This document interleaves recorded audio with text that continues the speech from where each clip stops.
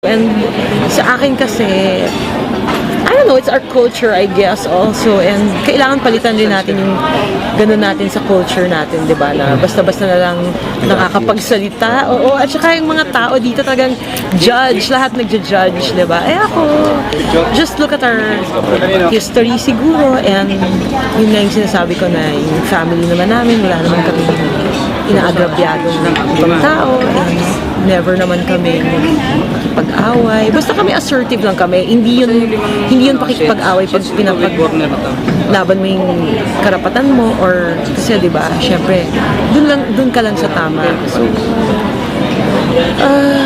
Yung press lang ba ang kumbaga masama ang loob mo or parang napikon ka? Meron pa bang iba? Kasi di ba yung accusation kasi galing naman sa akin kasi, side ng top hates talaga is the media because sila yung may power na ilabas. Kahit nga